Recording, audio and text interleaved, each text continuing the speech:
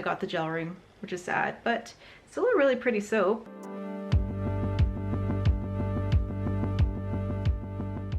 Hey everyone, I'm back with another video, and on today's video we are going to do something a little bit different. We are going to be making soap, but with a beginner recipe. A lot of you guys have found my YouTube channel through my soap making videos, and a lot of you guys love them, but a lot of you are also very beginner soap makers, so you're not going to be automatically wanting to make 5-pound, 6-pound batches at one go. A lot of you are wanting to know exactly how I did that, but on a smaller scale, and it's not as easy as just scaling back the recipe. There's a lot of calculations that you have to do in order to get the right recipe at the right amount. And on this video, I will show you that whole process because we're gonna be doing that. We're gonna be making a brand new soap that I've never made before, and I'm gonna be using a much smaller amount of soap. We're gonna be making about a 2-pound batch today, and I'll show you the soap mold that I'm gonna be using, how I'm gonna determine how much soap I'll be able to fill that mold with. I'm gonna show you how I come up with the measurements of all the ingredients for that mold, and this will be super helpful for all of you beginner guys who want to make my recipe but on a much smaller scale. If you're new here, welcome to my channel. My name is Jerika and I am the owner and creator of Quench, and on this channel I show you guys how I make my soap and bath bombs, and I also talk about the business side of things. So if that's something that you are into, please subscribe. And everyone who has already subscribed, we're almost at 10,000. I can't believe we got here this fast. Thank you so much for subscribing and following my journey.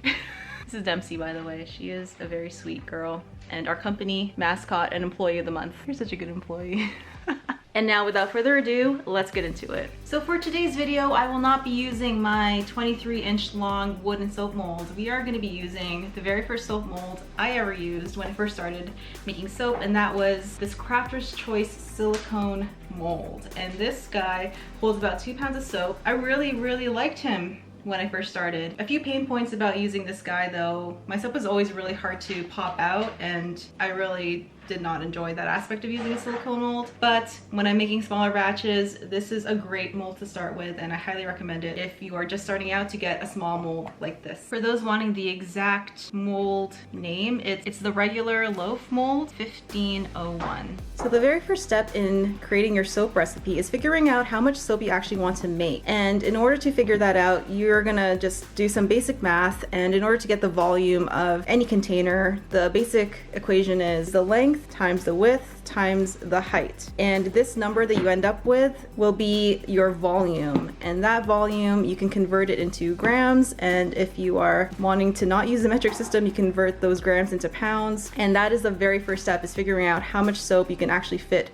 into a mold like this. So I'm gonna be measuring this mold. I'm gonna figure out the centimeters of it. Is it centimeters when you're figuring out volume, or is it inches? 20 centimeters long, 9 centimeters wide, 6 centimeters tall. So, Kale, you want to do some math for me? Yeah. Do you remember the numbers I just said? 29 by 6. Yeah, 29 by 6. 20 times 9 is 180, times 6 is 680, 760, 840, 920, 1,080. 1,000. You don't seem very sure. You're kind of there was a question mark at the end of that. No, yeah, 1,000. Should I bring up the calculator to be 100% sure? Okay. So now that we know that this mold holds 1,080 cubic centimeters, 1 cubic centimeter is actually equivalent to 1 gram. So we know that this can hold at least 1,080 grams of matter. That's the first step. Now that we figured that out, let's move on to the next step. The next step is to figure out how much oil to use in the batter. So what I do is I take that volume amount, which was 1,080 grams, and then I multiply it by 0.7, which would be 70% of that volume, right? Yep. Yes, so that is how much oils I will be using in the batter. From there, we use that number, 70% of oils, and then we go into soapcalc.net to figure out the rest, and I will show you how to do that right now. If you are a beginner soap maker, you need to become familiar with this website, because this is where I started and where I formulated my first recipe. And so what this website allows you to do is to plug in the numbers so that you're able to know exactly what your measurements will be when you're creating your first soap formula. So when you look at soapcalc.net, you can see that there are some green fields here, and these are all mandatory fields, or fields that you should be plugging some information into in order to make your soap formula. And the first step is to pick out your type of lye, and since we're making cold processed soap, I'm going to select the NaOH, which is the sodium hydroxide, and that is the type of lye that I will be using for my cold processed soap recipe. And then in the next step, we have to determine the weight of oils. The number that I'm going to be plugging into here is the number of the total volume multiplied by 0.7, which was 70% of that number. And when I did that, I got 756. And so the next step is water. And I like to select the third option, which is the water to lye ratio option. And I use a pretty steep water discount, and I plug in 1.5 to 1 ratio. And when you're first starting out and you want to keep your batter as fluid as possible, I would recommend not going as steep as this. Maybe do 2 to 1 ratio, or maybe even higher, but that is what I like to do for my recipes because I like to avoid the soda ash. And so the next step is figuring out your super fat. And for my recipes, I like to use 7% super fat. When it comes to fragrance, this all depends on what your safe usage levels are. I tend to go for a 5% fragrance load when it comes to creating soap. And if you go down below, the next step is to figure out your recipe oil list. And in this section, you're going to be plugging in all of your oils and butters that you're going to be using in your soap recipe. So the way you do that is if you look over here on the oils, fats, and waxes side of things, you can see a whole list of a bunch of oils and waxes. And if I go down the list, I can find the ones I'm going to be using. Let's see what comes up first in my recipe. I see castor oil, so I'm going to click that, and I'm going to click the add button, and that puts the castor oil into that recipe oil list. And the percentage that I'm going to be using of castor oil is about 5%. And so I'm going to keep going down the list and find all of the other oils. I see coconut oil at 76 degrees. I'm going to add that. Let's find the other ones before I plug in the percentages. I see hemp oil. I'm going to add that. For olive oil, and then shea butter. There you go. So now that I have all of my oils plugged in, I'm going to put in the percentages of each oil. So when it comes to coconut oil, I like to use 22%. When it comes to hemp seed oil, I put in 8. Olive oil is 45, and shea butter is 20. There are so many resources online that could help you guys figure out exactly what is a good amount of each ingredient to use in your recipe. I know a really great resource is Soap Queen for me when I'm trying to decide just how much castor oil to use, just how much olive oil to use. So once you have that all plugged in, you're gonna click calculate recipe. And once you click calculate recipe, you can click view or print recipe. So if you click that, it will take you to your new recipe. And if we look here, it has all of the information that you need to start making your soap. We can see our super fat is here, our lye concentration is here. It lists all of our ingredients in pounds, ounces, or grams, which is super helpful. And if you look down here, this is a really interesting segment of your recipe. It talks about your soap bar quality, and this is really nice because it shows you what a good range is when it comes to the hardness, cleansing, conditioning. And your goal in creating your recipe is to make sure that your numbers fall in between these ranges. So for example, my hardness is 35. That falls into the range that they provide here. And if you go down the list, all of my numbers are pretty good. I don't have anything that falls outside of that range. So I know at the very least that when I make the soap, it's gonna be a good bar of soap. And if you look over into the lighter blue section, these numbers all mean something as well. And there are so many resources that talk exactly about what a good number is when it comes to your lauric, when it comes to your stearic amount. And what these values mean, I won't go into today, but if you want to find out more about that, you can. I have a few resources that I've linked in the description below. So now that I have that recipe, I'm gonna print it out, and I'm gonna use that paper sheet to guide me when I'm measuring my ingredients and making my soap.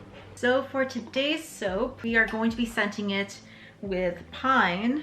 It's gonna be mostly pine scented soap with a note of lime and tea tree oil. And this is a scent that Kale has highly requested, so we're gonna give the man what he wants. And for the color, we are going to be naturally coloring this soap using spirulina powder. Whenever I use essential oils in soap, I really like to keep the soap as natural leaning as possible. I just feel like clays and natural powders really enhance the essential oil qualities in soap. So the first step in your soap making process is to combine your water and lye. And I have here distilled water, which is the type of water you always want to be using when making your soap, because this type of water doesn't have any of the materials or any of the weird stuff that may come out of your tap water.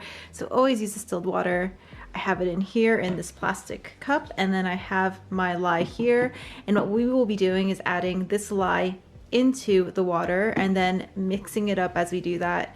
And remember, when you're doing this stage, to wear safety gear like gloves, wear long sleeves, and eye protection as well, because this stuff is extremely caustic. It will burn your skin. So always best to protect yourself and your eyes and your skin, and make sure that you're practicing soap safety, because it's no fun getting burned by this type of stuff. It's not fun at all.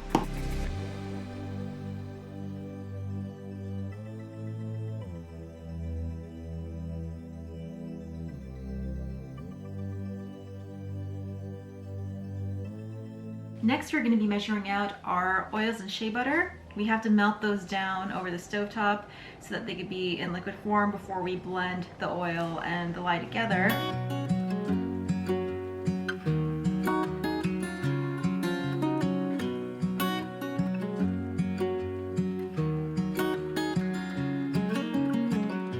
What's it like to be the one that he turns to when he's out of answers?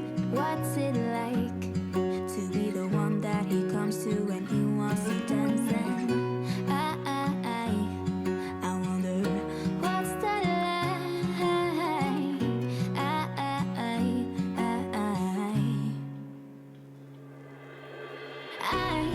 I've got him on my mind, but he doesn't know my name, and I'm running out of time. I wish you felt the same, and I'm acting stupid like every day. Don't know what to do or what I should say, 'cause I've got him on my mind. And now the next step, we are going to be measuring out our liquid oil ingredients. And for this recipe, we are using hemp seed oil, olive oil, and castor oil.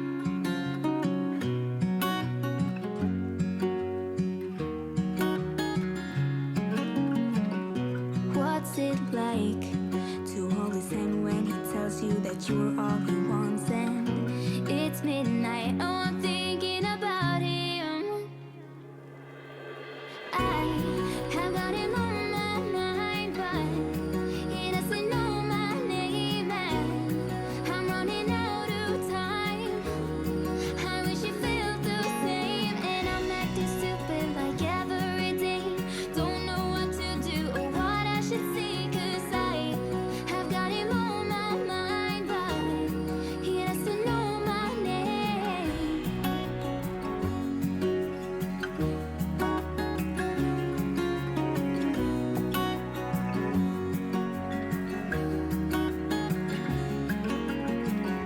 I wanna hold his hand, 'cause I can't stop thinking about him.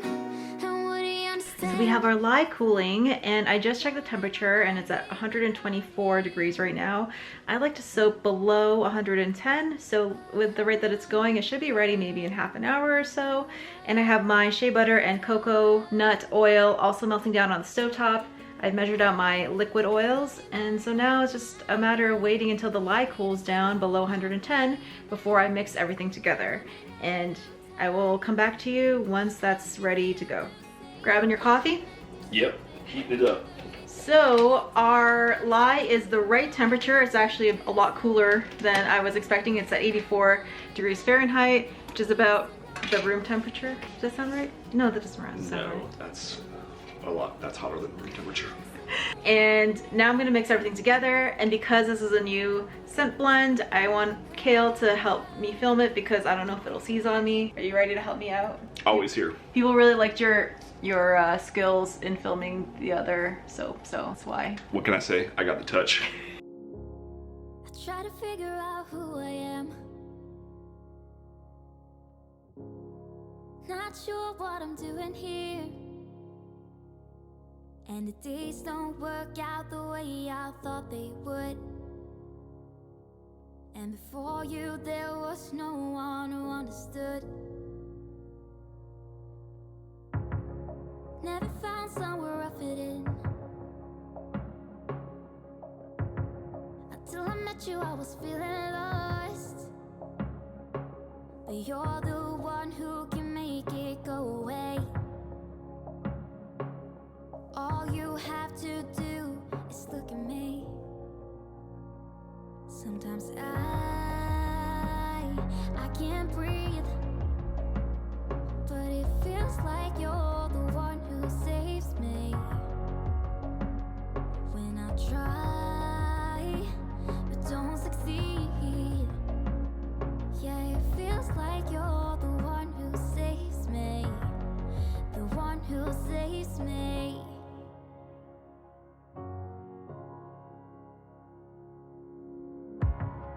I'm trying my best to hold on. It's not easy, but I'm feeling stronger with you. And the days don't work out the way I thought they would. And before you, there was no one who understood. Sometimes I can't see, but it feels like you're the one who saves me. When I try, but don't succeed. Yeah, it feels like you're the one who saves me. The one who saves me.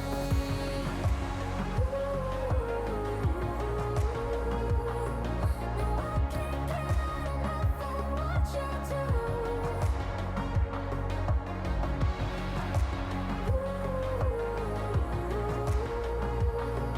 No, I can't get enough of what you do.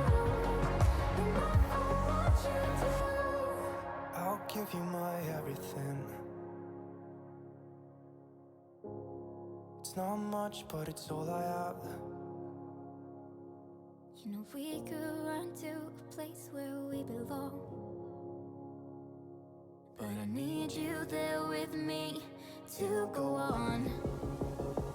Sometimes I can't see, but it feels like you're the one who saves me. When I try, but don't succeed. Yeah, it feels like you're the one who saves me. The one who saves me.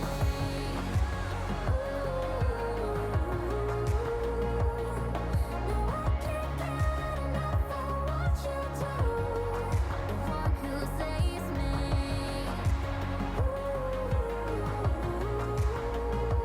Yeah, it feels like you're the one who saves me.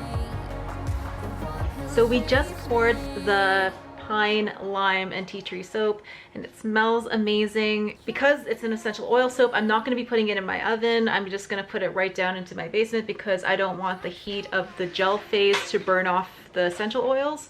So I might get a gel ring, that's okay. These soaps are mainly for our own use and we don't care too much about that. So we're gonna put that down into the basement and then I will show you the cut of that soap the next day. Hey guys, it is now the next day and the soap has hardened and it looks great. Come with me and I will show you how it turned out. So here is the soap. It smells really good. And so now the task of trying to get this out of the mold starts. And when I used to make soap in this guy, that was one of my biggest pain points, was getting the soap out of here in one piece without damaging it. But I think it should be okay, and wish me luck. Lonesome dripping, 'cause we're spending the night, and it feels alright, but it's over now. Time keeps slipping, with your skin next to mine, and your lips I can fight, but it's over now. You brought out the best in me, we had everything we needed. You put me aside and turn out the lights for no reason. Was it a make-believe, something you never needed? What was it all for? I don't know you anymore. We go back, we go back, we go back, we collide.